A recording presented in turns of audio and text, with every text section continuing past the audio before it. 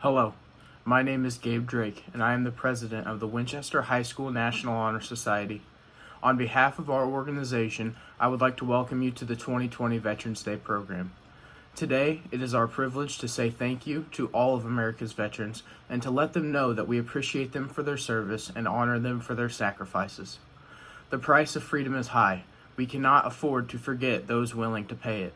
We celebrate America's veterans for keeping this nation the land of the free and the home of the brave. Please stand and join the members of the Winchester High School ASL class that are not currently in quarantine for the Pledge of Allegiance.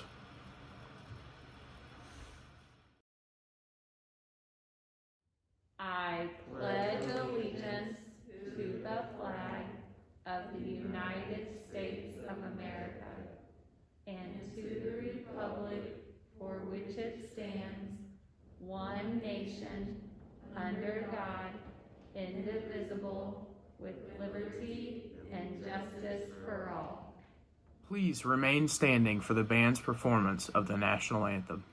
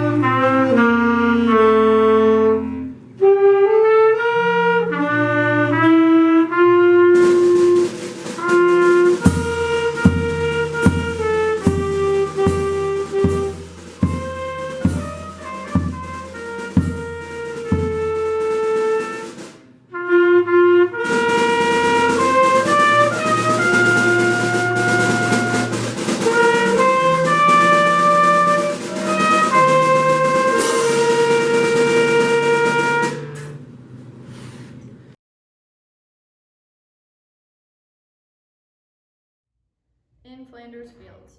In Flanders Fields the poppies blow between the crosses, row on row, that mark our place, and in the sky the larks, still bravely singing, fly, scarce heard amid the guns below.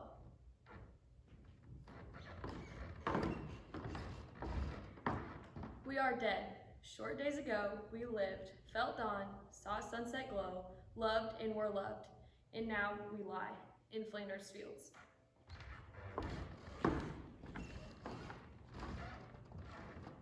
Take up our quarrel with the foe, to you from falling hands we throw.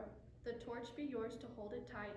If ye break it, with us who die, we shall not sleep through poppies grow in Flanders Fields.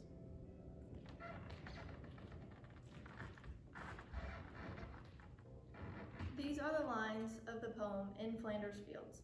This is a popular war poem that was written during World War I by a Canadian doctor. It references the red poppies that grew over the graves of fallen soldiers. The poem and the poppy flower are prominent symbols throughout the United States that are associated with Veterans Day and Memorial Day. When we see the poppy flower, let us think of our veterans.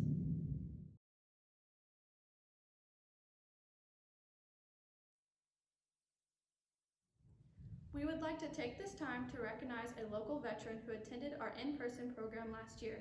William M. Bill Milliken of 100 of Winchester passed away on June 29, 2020 in Winchester. He was born in Scott County on September 18, 1919, and he graduated from Winchester High School in 1937. Bill worked for an oil well supply company until he was inducted into the U.S. Army in 1941. He served honorably in the South Pacific from 1941 until the end of the war. After returning home, Bill began his career in the Illinois Rural Electric as a lineman. He retired in 1981 as a breaker maintenance supervisor. He was a member of the Winchester First Baptist Church and the Winchester American Legion. Bill enjoyed playing golf and sharing stories with his friends. Today we honor Bill and thank him for his service during World War II.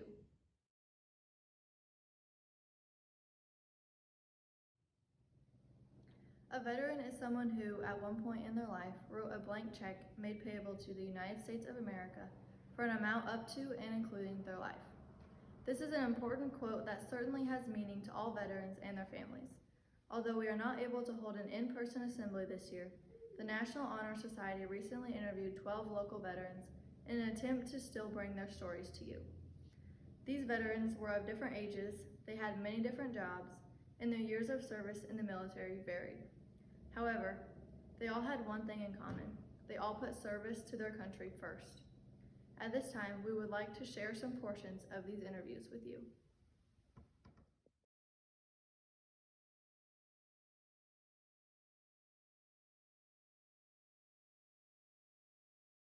My name is Miranda Joy Coltis Wood, and I graduated from this high school in 1954.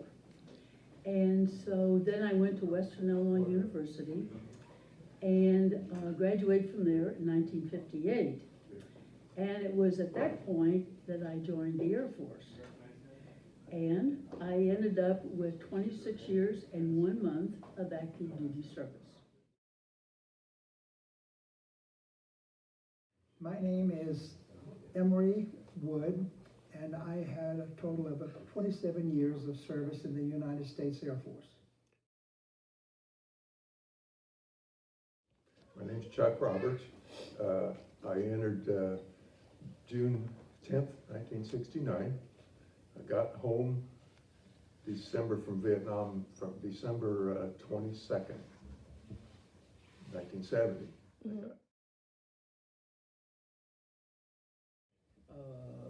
Jim Herbie Hart, my nickname.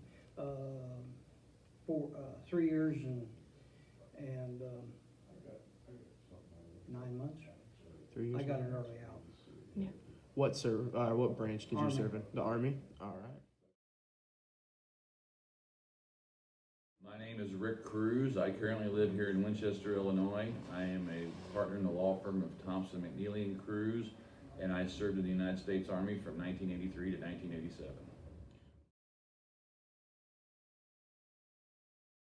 My name is Larry Evans. I was in the service from 1966 through 1970. Matt Barber. I actually served twice. First time was August 2002 to August 2005, and then I got out in 05, and in 06 I got a packet telling me to go back to the Army. So I ended up serving the second time. I think it was January of 07 to June of 08. My name is Mark Melanson, and I spent 13 years in the Army. Scott Mason, 3.5 years in the Army. My name is Drew Ducat. I was in for 36 years, 5 months, and 20 days. Wow. Both active duty and then Illinois Army National Guard full-time up until I retired in May of 2017. First Sergeant Samuel Ford, retired. I spent 24 years in the service. I did almost 4 years of active duty Army and 20 years of National Guard service here in Illinois. Adam Woods, and I was in from 2005 to 2013.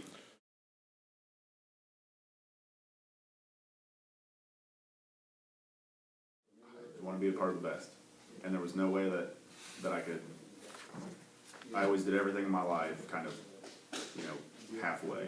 Never did anything all the way. So whenever I decided to join, I just thought, if I'm going to do this, it's going to be everything. Well, I'll give you the watered down version. I chose the Army because I grew up as an Army child. Yeah. I was a dependent, and I understood it. It was very appealing to me. And while I was in college, I was watching the invasion of Iraq occurred, and I just felt that I needed to do my part and be a part of my generation's time. So, it was kind of several things. I had, both of my grandpas had been in the Army and served during the Korean time frame.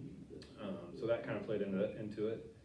And then I remember I watched movies. I know it sounds tacky, but there was a movie called Hamburger Hill that was pretty popular about the 101st, and Band of Brothers was big, which was about the 101st, and then Black Hawk Down was very popular, and the 101st had, that's what we did was fast rope and rappel and that kind of stuff. And I remember going by Fort Campbell as a kid and seeing all the helicopters, which seemed pretty cool at the time.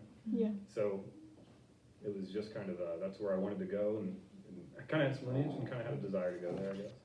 My family has a long history in the military. Both of my grandfathers served. My grandfather, my mother's side, was in the Army. My grandfather, my dad's side, was in the Navy. My dad was in the Navy. When I decided to join the military, the thought of getting stuck on a boat at sea just didn't seem really appealing to me. I knew that I needed to find some form of motivation and self-discipline, so I wanted to be a soldier, so I joined the Army. The Marine Corps got me some motivation, but I didn't need that much motivation, so that was kind of out.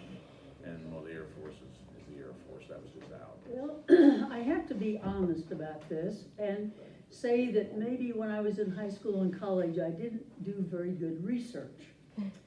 And so when I was graduating from Western, I was a business major, and I taught accounting. And so I interviewed for a job in Monmouth. And when I got back to campus, I found out that, and I don't remember exactly how much they offered me, but it was less than a man who was also going to teach. And that was the point that I had not done very good research, but at that point in 1958, there were two pay scales, one for women and one for men. And so the military only had one pay scale, and there was no distinction between being a woman or a man. And I knew some people who had been in the military from Winchester, and so I checked around. The Air Force did not have a separate women's branch, and it was integrated, and so I chose to go into the Air Force. That's how I made the decision. So it was a financial decision, not knowing when I started, and looking around that there was a distinction between what you were being paid.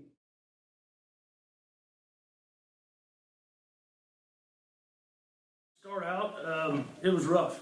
I'd never been away from home, especially that far. Never really traveled that far. Like I said, I went to South Carolina, and the first couple weeks was pretty rough. They pretty much break you down and build you back up. So some of the things that stand out is going out, spending a couple nights in the woods, and you had to basically survive. They threw some scenarios at you. There was a couple nights we had rain. One night in particular we had rain and pretty much flooded out our tent. So we had to pack up and move out of there. So it was just like a little river running right through the middle of our tent for some reason. But what got me through it, friends and family. We got a short time to call home. So what we could do is pick up the phone and call and talk to your parents. Parents got you through a lot, but having friends and girlfriends along the way, they helped me get through it. Well, initially I was a forward observer for artillery, so I went to basic and AIT at Fort Sill, Oklahoma, back in January of 1981. Probably the thing that sticks out the most to me, man, I was a 19-year-old kid going to, I'd never gotten up at 4 in the morning, even going hunting. So getting up at 4 in the morning every day, and back then the commercials used to say we do more before 9 o'clock than most people do all day. And yeah, get up and go run out 5 miles, come back, clean the barracks, then go to breakfast, and then by 8 o'clock get ready to go wherever class you got. So yeah, getting up 4 o'clock in the morning and going to bed at 9 o'clock at night, 2100, was something new for me. It was a unique experience. So, whenever I went through basic training, there's certain I was in the infantry, so there were certain MOSs that they did what they called OSUT, one-stop unit training. So they combined basic with our individual training. So instead of doing 9 weeks of basic and then going and doing 4 months of training, they just combine it into one so they could kind of get you out quicker. You don't understand at the time that you're going through there why they do stuff, but they just don't let you sleep. I remember being asleep for an hour and thinking, after probably been there for 3 weeks, it all just kind of melted together. And at 2 o'clock, being woken up with a trash can hitting my my bunk, and that's how they woke us up. And we had one drill sergeant who enjoyed pushing over our bunks, which then would, or our lockers, and just be a domino effect. And they'd wake you up, and they do what they call smoke you, where they take you down and you do physical exercise for until they get bored, essentially. But at the time, it was like these guys are just mean. You know, I don't know why they're doing this. You know, like it doesn't. I just want to serve my country, kind of deal. You know, and it's for a purpose. It's catching you off guard, and they're making you do stuff. Sleep deprived, because that's eventually what you'll end up doing. And it's under reasonable times. You know, like they'll give you 30 seconds to get dressed, and you better have your boots shined and starched, and it's unreasonable. But it's all a test for mental stuff. But just remember, a real lack of sleep and a lot of yelling and a lot of running, and it's one of the last times I ever had a six-pack. Basic training. Well, a little bit of a story. When I went in, like say April of '66, there was all the training was conducted at Lackland Air Force Base in San Antonio, Texas. And there was I believe it was meningitis outbreak there, and they had to close the base. And they shipped us up to Amarillo Air Force Base in Texas. And along with that, they shortened the training from 6 weeks to 4 weeks, which I thought was a really good deal until we found out that they just put 6 weeks in 4 weeks. So we did the 20-hour bit, pretty much going, well, not sleeping very much, very little time, being very, very busy. Let's see, what do I remember about it? Strangely enough, I remember going to church because that was the one place they couldn't yell at you for 30 minutes. That was a very memorable moment every week for about 30 minutes. Remember the haircuts, which isn't what you think of as like a regular haircut. They skin you. Yeah. And top of the head and your chin just felt about the same when they got done with you. Lots of, obviously, marching, a lot of cleaning, just constantly going. It was just 4 weeks of probably the toughest thing I've been through. It survived. Most vivid memory of going to boot camp was riding the train ride from Philadelphia to Sampson Air Force Base in upstate New York was in October. And when we got there on Sunday morning, the first thing they did is they took us to the dining hall for breakfast. And that was the first time I ever saw anyone put ketchup on their eggs. But no, I tell you, getting there and immediately seeing that there was some discipline and there was a definite way of going about completing boot camp, and the best thing you could do was be quiet and just do what you were told. And after having to sleep with a little stone for 4 or 5 nights so I could try to learn my left from my right, that was my most vivid memory. And I wasn't the only people that when they would say column left or column right went the exact opposite direction. So that's one of my most vivid memories.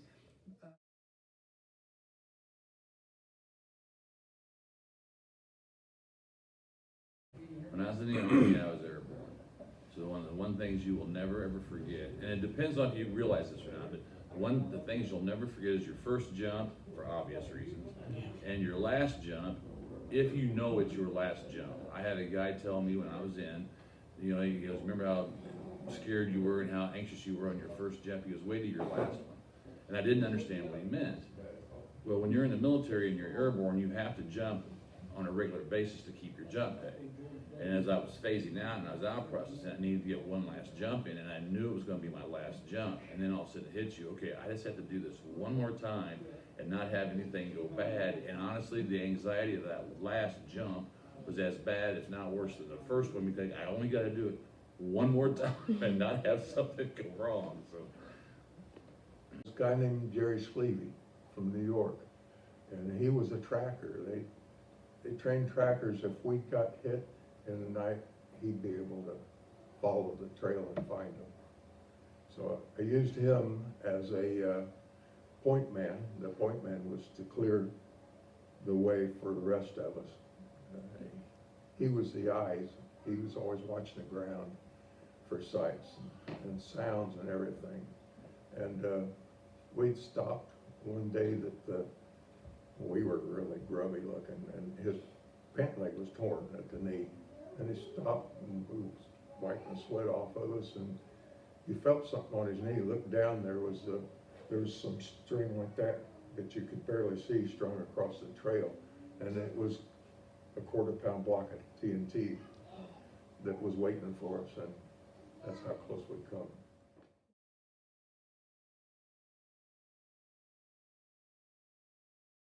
Today,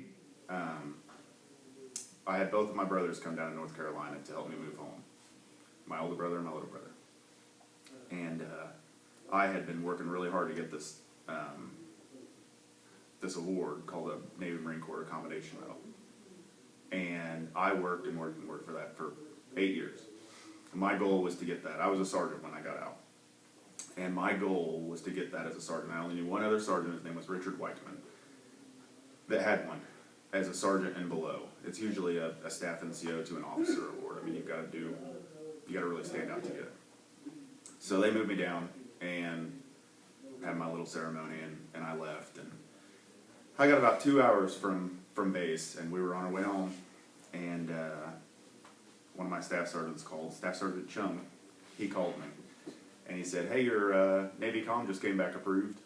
And I was like, "Oh, okay. Do you want us to mail it to you?"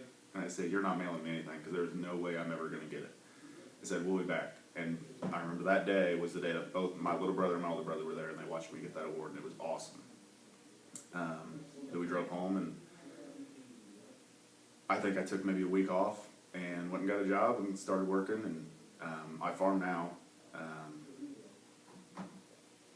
That's what we do. It's being home and being back with everybody. Everybody always says, "I can't wait to get out of Scott County. I can't wait to get out of Scott County." I said it growing up, from the day I moved here to the day I moved away, and the day I moved away, I couldn't wait to come back. And I'm never going to go anywhere ever again. This is where I'll live my days out, is Scott County. It's an awesome place. Yeah.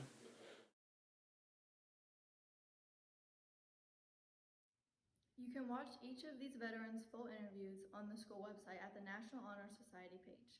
On behalf of the National Honor Society, I would like to thank all of these veterans.